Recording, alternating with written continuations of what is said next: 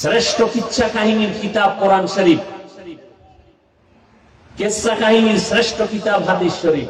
এবার আলেমরা আমাকে একটু অ্যান্সার দিবেন, সাধারণ মানুষ বুঝে যাক। উত্তরবঙ্গের মানুষ দুই একটা ঘটনা না কইলে বসতে চায় না।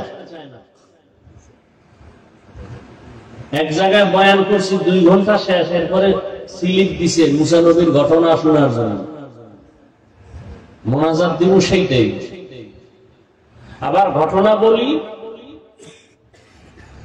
মা বাবার অভিশপ্ত সন্তানরা ফেসবুকে লেখে আমরা কেচ্ছা কাহিনীর ওয়াজ করি। দেখেন তো কত জ্বালা। এইবার মা বাবার অভিশপ্ত সন্তান যারা, আমি সারা বাংলাদেশে আমি চ্যালেঞ্জ করে বলতেছি, যারা আলেমদের বিরুদ্ধে ফেসবুকে লেখে ওরা মা বাবার অভিশপ্ত সন্তান। মা বাবার অভিশাপ কপালে না লাগলে কোনোদিন সে আলেমের বিরুদ্ধে ফেসবুকে লিখতে পারে না।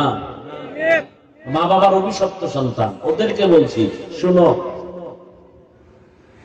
তুমি কিচ্ছা কাহিনীর কি বুঝো আর কোরআন সম্পর্কে কি জানো?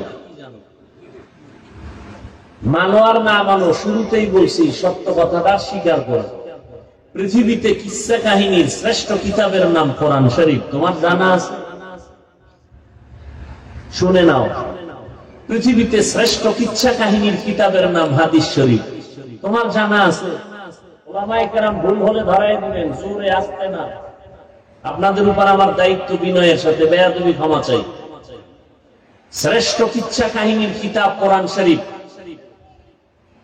কিচ্ছা কাহিনীর শ্রেষ্ঠ কিতাব হাদিস শরীফ। এবার আলেমরা আমাকে একটু অ্যান্সার দিবেন, সাধারণ মানুষ বুঝে যাক। কোরআন শরীফে গরুর কিচ্ছা আছে না নাই? বাঘের কিচ্ছা আছে না নাই? আছে। কোরআন শরীফে পিপিলিকার কিচ্ছা আছে, কোরআন শরীফে হাতির কিচ্ছা আছে, কোরআন শরীফে সাপের কিচ্ছা আছে। তুমি কি জানো?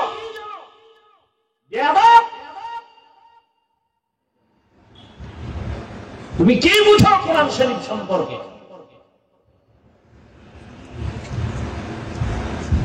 কোরআন শরীফের ভেতরে মাছির কিচ্ছা আছে, মশার কিচ্ছা আছে। কি জানো কিচ্ছা কাহিনী?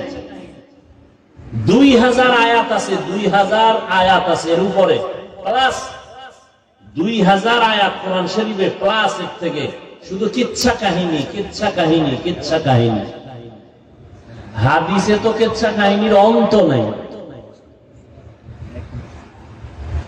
আর আমরা তো সোনাবন্দের কিচ্ছা বলি না, আমরা বয়ানে বসে ওই সমস্ত কিচ্ছা শোনাই যা শুনলে মানুষের চোখে পানি আসে, দিল নরম হয়।